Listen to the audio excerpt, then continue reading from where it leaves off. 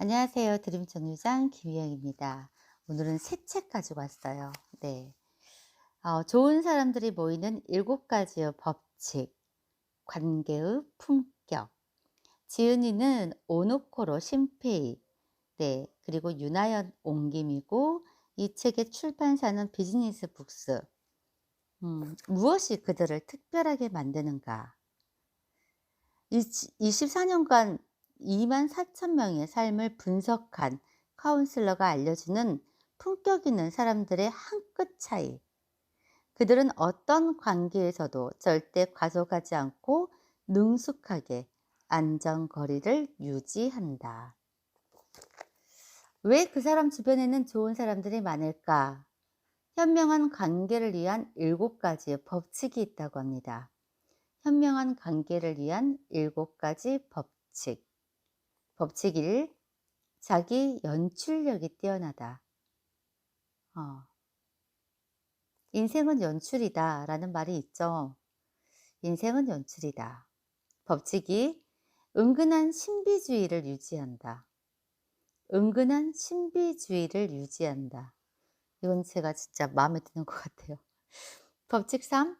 의외의 매력으로 놀라움을 선사한다. 법칙 4. 긴장감 효과를 이용한다. 법칙 5. 선택적 단호함을 보여준다. 법칙 6.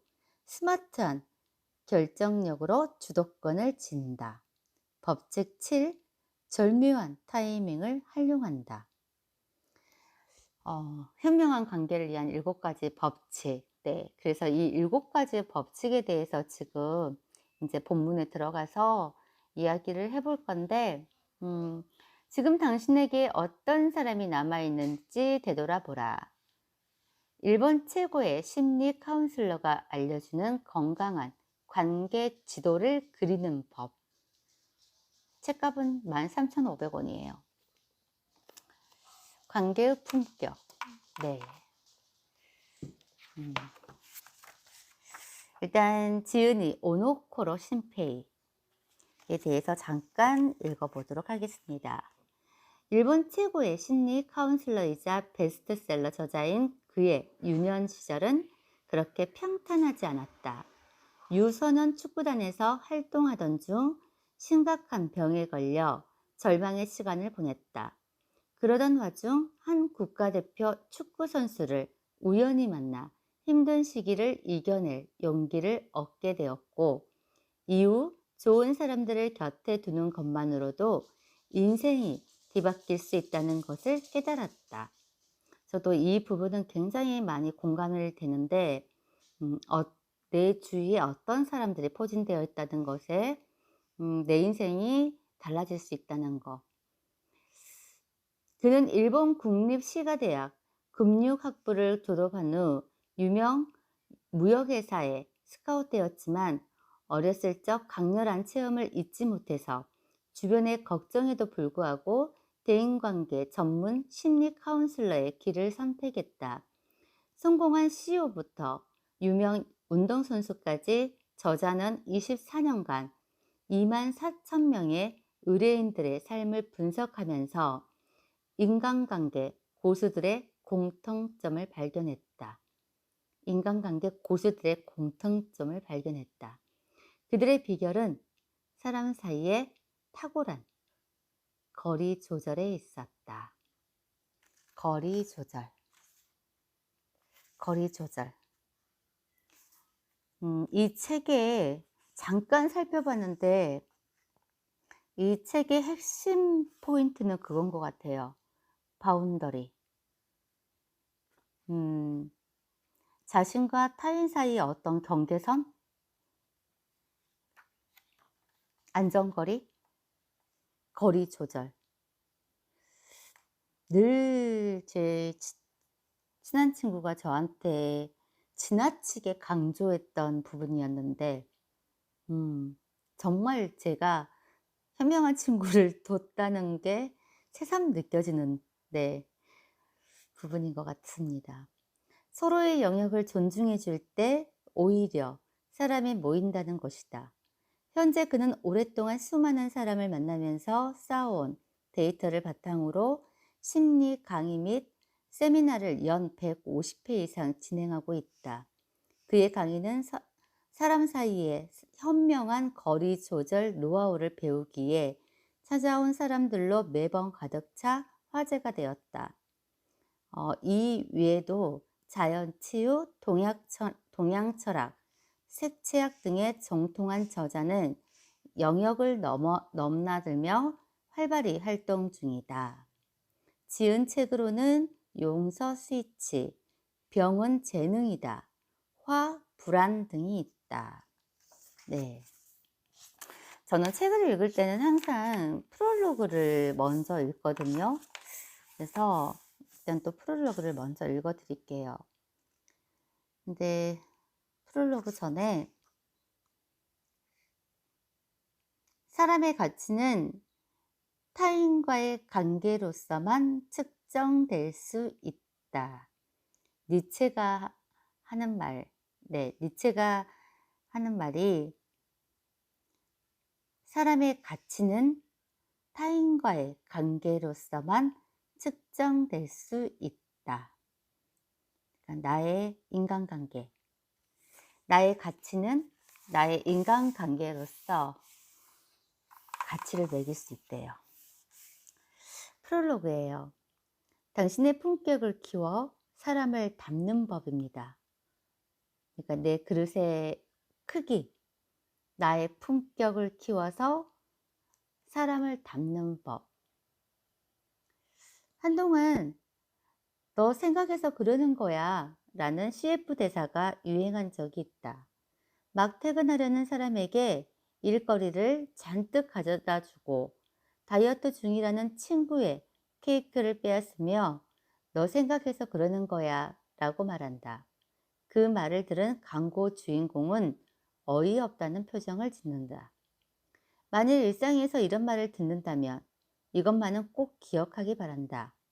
부모, 이웃, 친구가 너를 위해서라고 말하는 경우 실제로는 대부분 자신을 위해서 하는 말과 행동이라는 것이다. 이는 심리학계에서도 공통적으로 인정하는 견해다. 대체로 타인의 동의 없는 선의는 빗나가기 쉽다. 당사자가 원하지 않는데 자기 맘대로 상대방을 위한 일이라고 한다는 것이 말이 될까? 그 사람의 마음을 어떻게 알고 하는 일이란 말인가? 그 사람의 마음을 어떻게 알고 하는 일이란 말인가?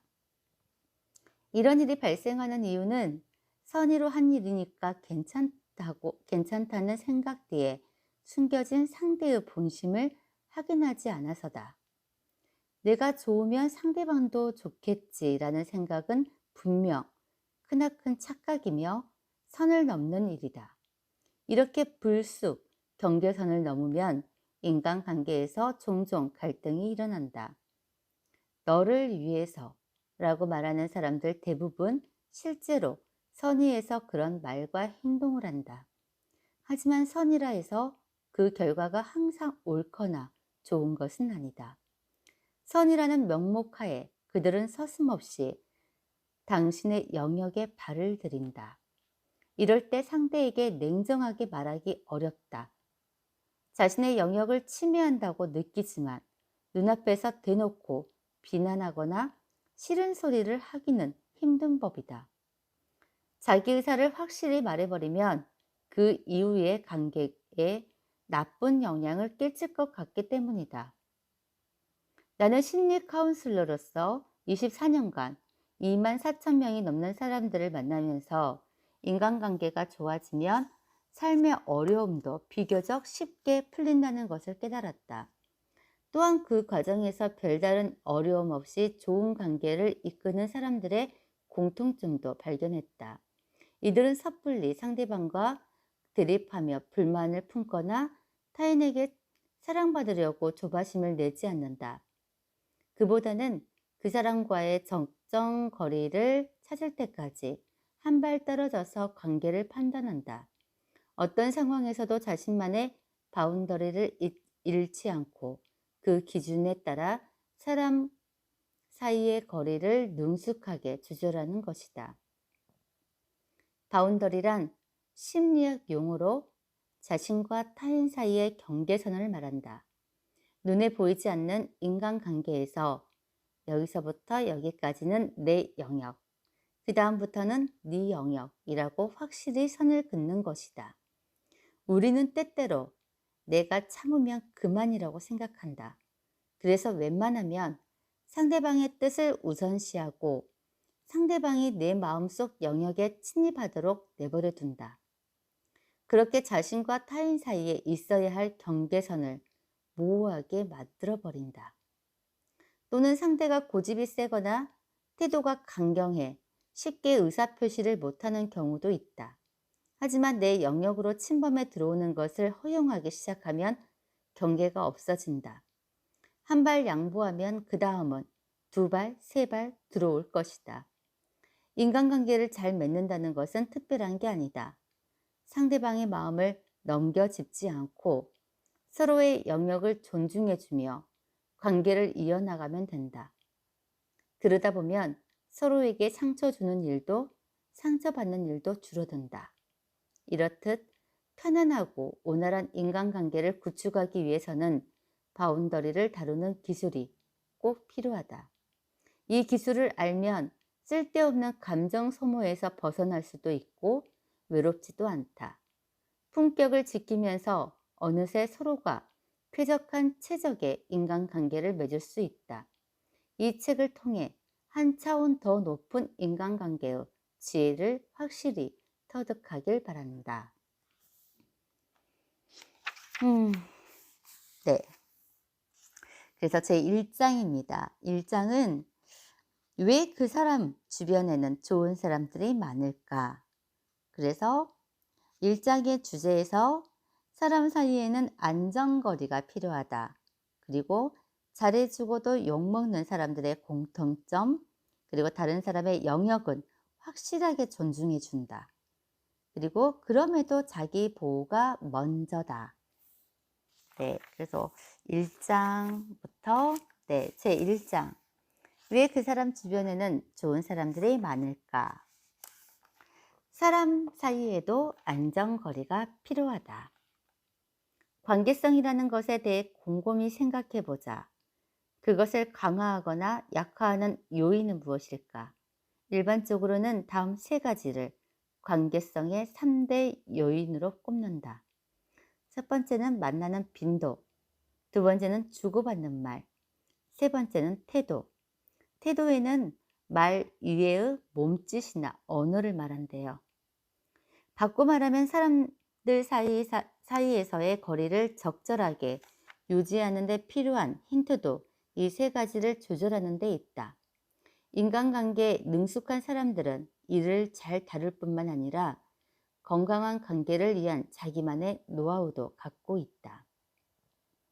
여기서 중요한 것이 자기만의 바운더리를 만드는 것이다. 바운더리라는 개념은 인간관계에서 놓쳐서는 안 될 핵심 열쇠다. 그렇다면 먼저 바운더리가 무엇인지 정의해 보자. 바운더리는 자신과 타인 사이의 경계선, 자신과 타인 사이의 경계선. 바운더리의 정의를 단순하게 표현했지만 그 신치적 의미는 그리 단순하지만은 않다. 인간관계에서의 바운더리, 즉 경계선은 눈에 보이는 것이 아니라서 쉽게 모호해진다. 경계선이 모호해지면 상대와 나 사이에 힘겨루기가 벌어진다. 비유하자면 두 나라 사이의 국경지대와 같다. 인간관계에서의 힘의 균형은 상하관계나 권력, 경제력, 지위, 그리고 성격의 강압성에 좌우된다. 그걸 가시화한다면 분명 자기력 같은 힘이 줄다리기 하는 듯한 모습일 것이다. 이 바운더리가 무너지면 어떻게 될까? 만약 부부 사이라면 다음과 같은 일이 벌어질 것이다. 남편이 벗어서 던져둔 옷이나 속옷을 아내가 치운다. 남편이 음식을 먹고 치우지 않는 그릇을 아내가 정리한다. 가사를 분담하지 않고 아내가 집안일을 도맡아 한다. 이처럼 금세 힘의 상하 관계가 형성돼 버린다. 물론 양자의 합의하에 그렇게 하는 것이라면 상관없다. 그러나 한쪽이 싫은데 억지로 하는 상황이라면 이는 바운더리 오버 상태라고 볼 수 있다. 다른 사람과 함께 생활하려면 부부건 부모 자식 간이건 친구건 간에 이것은 내가 할 일, 저것은 네가 할 일이라는 규칙이 있어야 한다. 즉, 각 개인과 개인의 삶을 보호하기 위한 안전거리가 필요하다. 그렇지 않으면 무질서해지고 상대적으로 힘이 약한 사람이 피해를 보는 경우가 생긴다. 한 부부의 예를 살펴보자. 아내는 남편이 옷과 양말을 항상 소파나 침대에 던져놔서 스트레스를 받고 있다. 그래서 매일 남편의 옷을 주워 옷장이나 빨래 바구니에 가져다 넣는다. 벗은 속옷은 빨래 바구니에 넣으라고 지금까지 몇 번이나 말했는지 모른다. 남편은 마지못해 응했고 그래도 며칠 동안은 약속을 지키는 듯 했다. 하지만 금방 다시 원래대로 돌아간다. 아내는 몇 번이나 말해도 듣지 않아요 라며 그런 남편 때문에 겪는 스트레스를 털어놓았다. 이럴 때 필요한 것은 단번에 제대로 선을 긋는 것이다. 신경 쓰이고 답답한 마음을 표현하지 않고 오래 참는 건 결과적으로 서로에게 좋지 않다. 대체로 이런 유형의 남편은 자각 없이 바운더리 오버를 저지른다. 이것은 남편과 아내의 관계에서 발생한 문제라기보다 남편의 성장 과정에 원인이 있을 수 있다. 어린 시절 어머니와의 바운더리가 불분명했던 것이 부부관계에서까지 영향을 미친 사례다. 벗은 속옷을 빨래 바구니에 넣는 것은 스스로 해야 할 일이다. 먼저 이것을 규율화해서 공유하고 명확하게 인지해야 한다. 그렇지 않는다면 어린 시절부터 몸에 배어 고착화된 습관을 바꾸기 어렵다. 스스로 할 일을 하지 않는 남편 대신 아내가 책임 범위 밖의 일을 해버리면 남편은 그것이 자기가 해야 할 일이라는 걸 절대 깨닫지 못한다. 아내가 해주는 것이 당연하다는 인식이 뇌 속에 자리 잡기 때문이다. 잘못된 것을 고치려 하지 않고 당연시하게 되면 바꾸기 어렵다는 것을 기억하자. 누군가 해주겠지 하고 떠넘기는 습관은 생각부터 뿌리 깊다. 그래서 부모가 끼워주는 관계의 첫 단추. 부모가 끼워주는 관계의 첫 단추. 관계를 건강하게 이끌어가는 사람들은 대개 어릴 적 부모에게서 제대로 된 관계 훈련을 받아온 이들이다.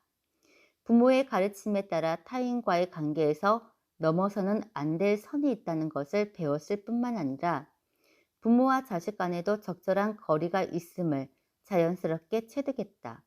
그러나 어떤 경우에는 부모와 자식 간의 관계 설정이 제대로 되지 않아 문제가 생기기도 한다.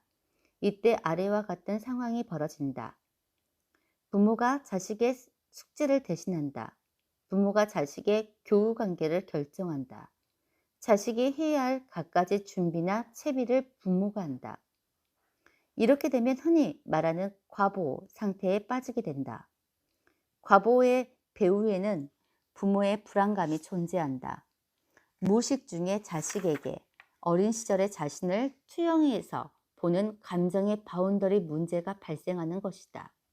예를 들어 부모가 숙제하라고 집요하게 잔소리하는 것은 자신이 어린 시절 부모에게서 들은 말을 되풀이하는 것일 수도 있다.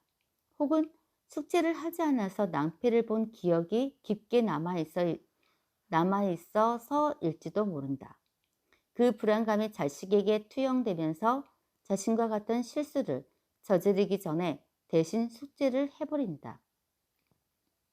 부모와 자식의 상하 관계는 가정교육이 중요한 유년기에 필요하다.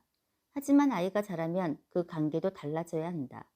그렇지 않고 유년 시절의 상하 관계를 계속 유지하며 아이의 뇌 속 판단 공간을 부모가 점검하는 것은 바람직하지 않다. 그러면 아이는 점점 더 의존적으로 변하고 이는 주체적인 삶을 사는데 방해가 된다. 한 번은 초등학교 2학년 아들을 데리고 상담하러 온 어머니가 있었다. 상담 내용은 아이가 학교에 가기 싫어한다는 것이었다. 이런 경우 아이에게 간단한 질문을 하면 부모들이 먼저 대답을 할 때가 많다. 상담하러 온 초등학교 2학년 남자아이의 눈을 바라보며 제일 친한 친구는 누구니? 라고 물었다. 그러자 어머니가 땡땡이 맞지? 매번 숙제도 가져다 주잖아 하고 대답했다. 나는 어머니의 답변을 듣고 어머니께 물은 게 아니라 아이에게 대답을 듣고 싶은 거예요 라고 일부러 말하지 않았다. 이런 유형의 어머니는 아이의 대답이 부모인 자신의 대답과 일치하지 않는 것을 무의식적으로 경계한다는 것을 알고 있었기 때문이다. 사실 이때는 어머니가 아이 대신 대답했다는 것보다 어머니와 아이의 평소 대화 패턴을 읽어내는 것이 중요하다. 또한 어머니 입에서 땡땡이라는 이름이 나오는 순간 나타나는 아이의 미세한 표정 변화와 고개, 손발의 움직임에 주목해야 한다. 아이들은 어머니의 말에 동의하면 고개를 위아래로 가볍게 움직인다. 아니라는 반응을 담고 있으면 고개나 시선을 좌우로 움직이거나 입가에 약간 긴장시킨다. 이어서 다른 친구는 없니? 하고 묻자 이번에도 어머니가 대답한다. 땡땡이랑 땡땡이는 같은 학원에 다니니까 친한 편이지? 또 누구누구는 예전에 조금 다툰 것 같던데? 어머니는 아들의 얼굴빛을 흘끗 살피며 어때? 그렇지? 하고 처음으로 아이의 의견을 묻는다. 이쯤 되면 묻는다기보다 아들의 동의를 구하는 모양새가 가깝다. 여기서 아니 엄마 말은 틀렸어 라고 단호하게 말할 수 있는 아이라면 상담하러 오지도 않았을 것이다. 초등학교 2학년이면 이미 아이에게도 자신의 감정 세계가 있다. 반 친구나 선생님과 관계를 맺으며 섬세한 감정 상황 속에서 하루하루를 살아간다. 그런데 어머니가 본인이 희망하는 교우관계 구도를 옆에서 주입하면 어떨까? 당연히 그 구도와 실제로 겪는 감정 상황이 다르기에 괴리감을 느낀다. 속마음을 말로 잘 표현하지 못하는 아이라면 더욱 혼란스럽다. 학교에서 어떤 태도를 취해야 할지 갈피를 못 잡게 된다. 이것은 아이의 감정 세계에 대한 어머니의 바운더리 오버다. 근본적인 원인은 어머니가 안고 있는 불안감이라서 해결 절차가 복잡하다. 현실에 문제가 나타난 것은 어쨌든 아이 쪽이므로 어머니는 자신에게 문제가 없다고 생각하기 때문이다. 이런 이유들로 인해 바운더리 오버를 저지르는 사람들은 다음과 같은 특징을 보인다. 첫 번째, 겉으로는 상대방을 위하는 것처럼 보인다. 두 번째, 선의의 몸을 숨기고 자신의 욕구를 채우려 한다.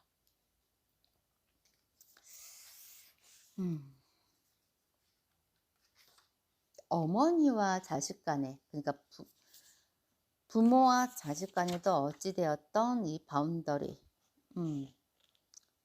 안전거리는 있어야 된다는 거.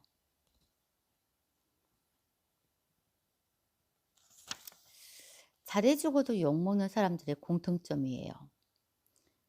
이런 사람 있어요. 그죠? 진짜 잘해주고도 꼭 욕 먹는 사람들의 공통점. 굉장히 많이 궁금한데 계속 바운더리를 이야기하고 있는데 도대체 바운더리란 무엇일까? 이 개념을 조금 더 쉽게 이해하기 위해 명백하게 바운더리 오버를 범한 사례를 소개해 보려고 한다. 누가 정원의 풀을 깎았을까? 교회에 사는 이웃 사이에 일어난 일이다. 옆집 노인은 항상 정원을 깔끔하게 손질하는 사람이다. 반면 이쪽은 맞벌이 부부로 정혼을 제대로 손질하지 못하고 있었다. 어느 날 남편과 함께 집에 돌아오니 웬걸 정혼이 말끔해져 있었다. 깜짝 놀라서 누가 그랬을까 생각하고 있는데 저쪽 정원에서 노인이 불쑥 얼굴을 내밀더니 하는 김에 그쪽도 해줬어요 라고 말하는 것이 아닌가? 당신이라면 이 상황을 어떻게 받아들일 것인가? 물론 이웃사람과 친밀한 관계라면 감사하다는 말과 함께 과자, 선물 세트라도 하나 준비할 것이다. 선의에서 한 일이므로 굳이 시를 내색을 할 필요가 없다. 한편으로는 정말 감사한 마음도 든다. 하지만 평소에 교류가 없던 사이라면 이야기가 달라진다. 당연히 남이 자신의 집 정원을 마음대로 손댄 것에 대해 언짢는 마음이 들 것이다. 무엇보다 자기 집 살림은 스스로 꾸려나가고 싶을 텐데 왠지 간섭을 받은 느낌도 든다. 그러니 친하지도 않는 이웃이 마음대로 정원의 풀을 깎았다면 그런 건 미리 말씀해 주셨어야죠 라는 생각이 들 것이다. 옆집 노인의 입장은 어떨까? 풀이 무성하게 자라있으니 자기 집 정원을 손질하는 김에 이웃집 것도 해줬을 것이다. 노인 딴에는 호의해서 한 일이다. 그러나 냉정하게 들릴지 모르지만 그건 엄연히 불법 침입이다. 나쁜 뜻이 없었다 해도 마찬가지다. 이것이 바운더리 오버의 전형적인 애다. 노인은 이웃집 잔디를 손질해봤자 아무런 이득이 없다. 그저 우리 집 잔디를 손질하는 김에 옆집 것도 해주면 좋겠다는 생각에서 시작한 일이다. 하지만 사전에 말 한마디 없이 불쑥 벌어진 그 일은 이웃 부부 입장에서는 아무래도 불쾌한 일이다. 푼돈이 필요한 상황에서는 타인의 지갑을 열어도 오케이? 푼돈이 필요한 상황에서는 타인의 지갑을 열어도 오케이? 상담하면서 들은 이야기 하나는 더 소개해본다. 단체 여행으로 지방에 갔을 때 생긴 일이다. 목적지에서 착오가 생겨 물품 보관소를 사용하지 못하게 되어 다 같이 코인 로커에 짐을 넣기로 했다. 동전이 여러 개 필요한 상황이었다. 어떻게 해야 할지 머리를 맞대고 고민하는데 하나 아주머니가 대뜸 나란히 세워둔 일행의 가방을 하나씩 뒤지기 시작하는 게 아닌가.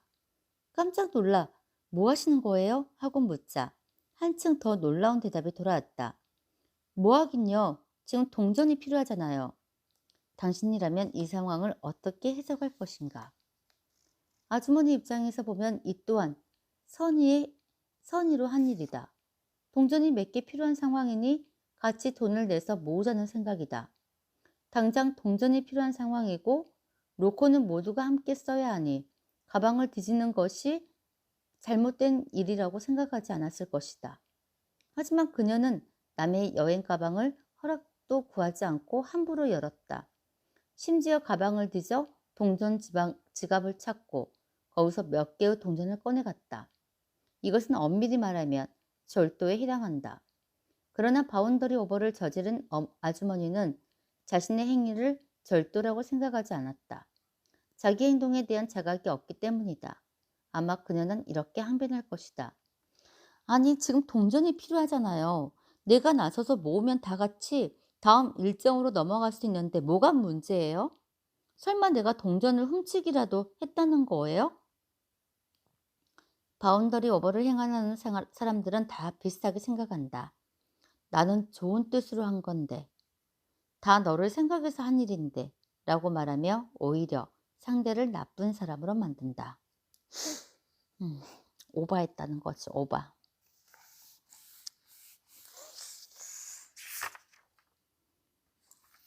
다른 사람의 영역은 확실하게 존중해 준다. 앞서 소개한 이 두 가지 이야기는 아주 극단적인 에임으로 이런 장면을 실제 목격하는 일은 거의 없을 것이다.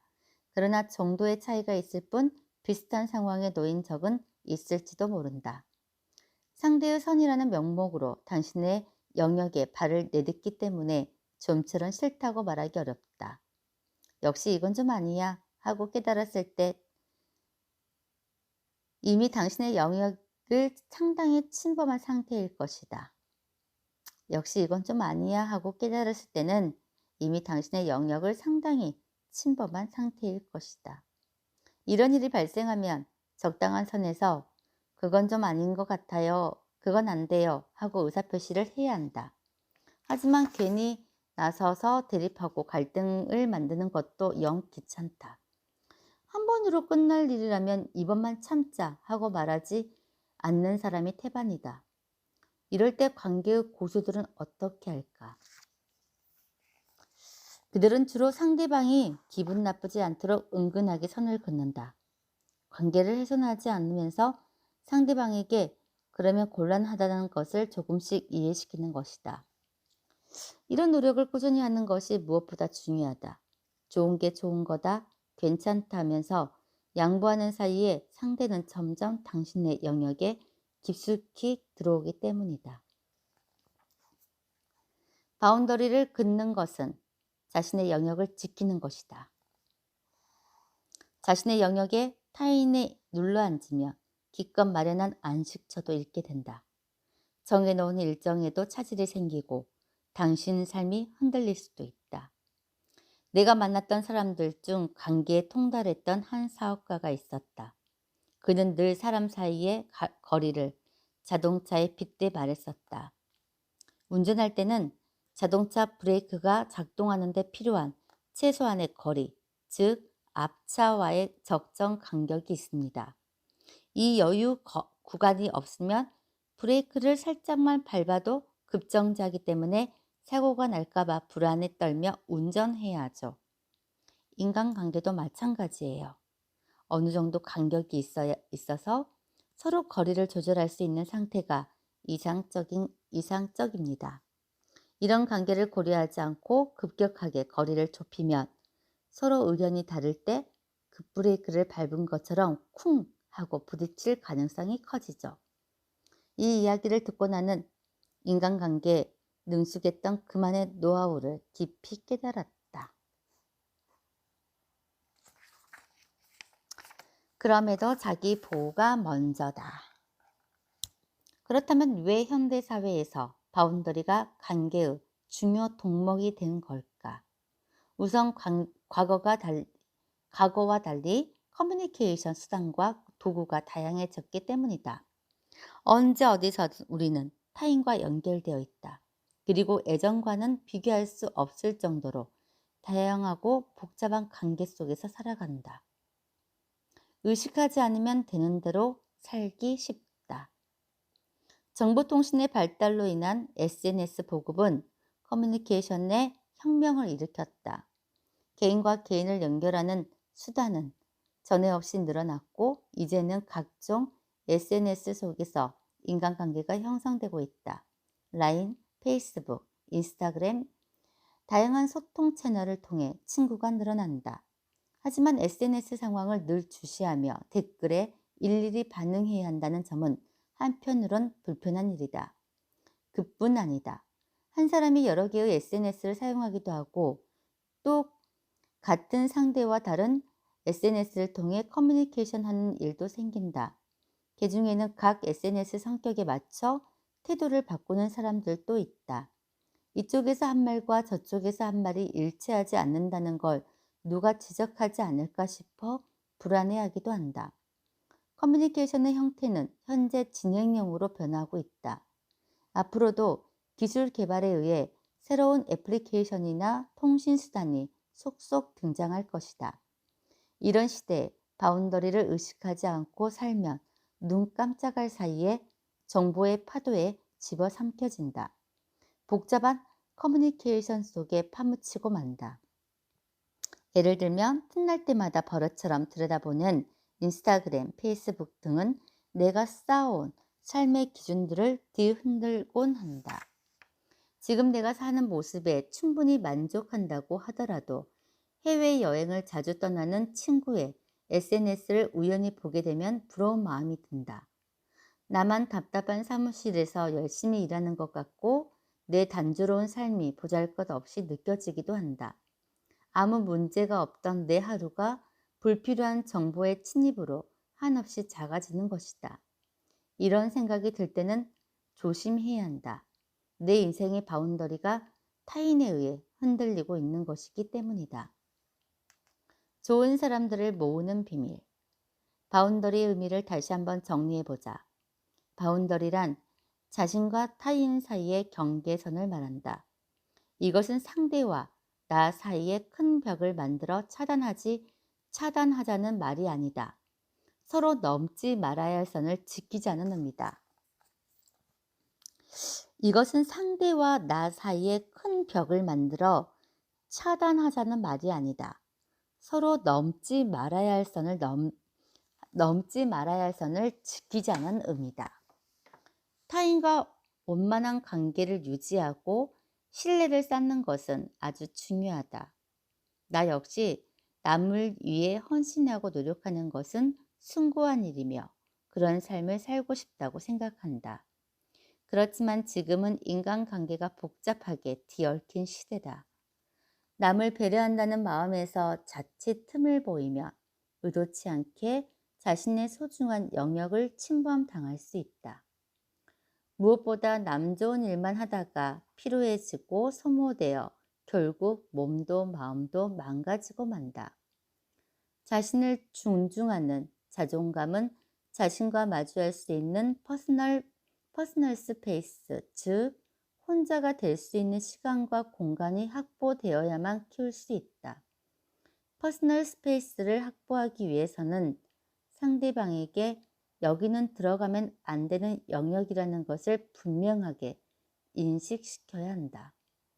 그런데 정색하고 가로막는 느낌을 주면 관계가 피곤해진다.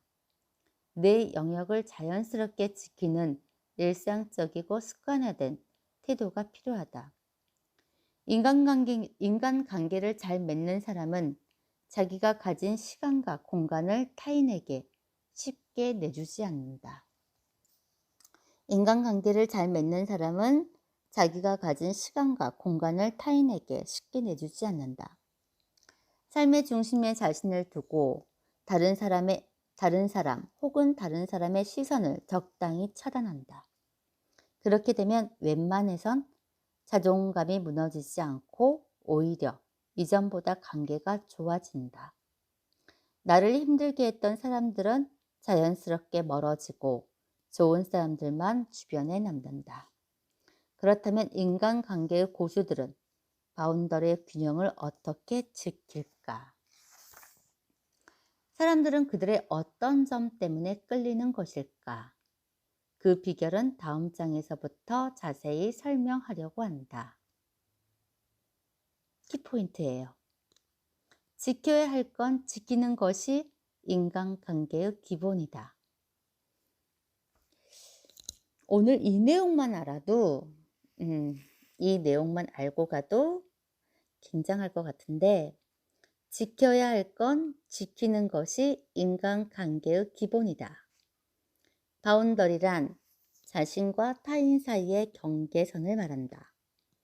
인간관계의 고수들은 바운더리를 능숙하게 조절한다.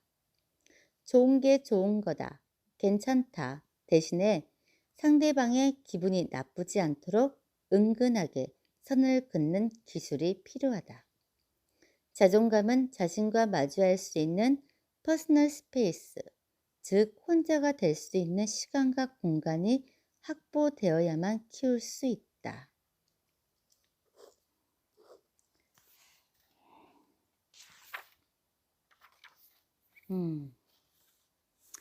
바운더리. 그래서 결국 이 장에서는 내일 결국 좋은 사람이 모이는 7가지 관계의 법칙. 그래서 아까 현명한 관계를 위한 7가지 자기 연출이 뛰어나는 사람, 또 매력적인 사람, 또 은근히 신비주의를 유지하는 사람, 긴장감 효과를 이용한 사람, 선택적 단호함을 보여준 사람, 또 스마트한 결정력을 주도한 사람, 절묘한 타이밍을 활용한 사람, 뭐 여러 가지 7가지 법칙이 있었는데, 네, 또 그렇게 하실 그 부분에 대해서 이야기할 거고, 일단 오늘은 그 바운더리, 적절한 관계, 선, 네, 거리. 근데 사실 친해지면은 자꾸 더 친해지고 싶어서 그 사람의 모든 것을 다 가지려고 하는 인간의 속성? 이런 게 다 있잖아요. 모든 거를 다 알고 싶어 하는. 그게 조금 오버되는 그런 부분들이 있어서 나중에는 결국 더 악화되는 경우가 있는 것 같아요. SNS 이런 부분들도 사실 통신의 부분도 차지하는 것 같기도 하고, 네. 적절한 선을 유지하는 거. 친하기는 하는데 어느 정도의 적절한 선을 유지하는 거. 네. 오늘 제가 이 부분만 알고 가는 것도 굉장한 것 같아요. 오늘은 시간이 조금 많이 남아서 또 한 권의 책을 앞에 이제 또 하나 더 읽을 거예요. 네.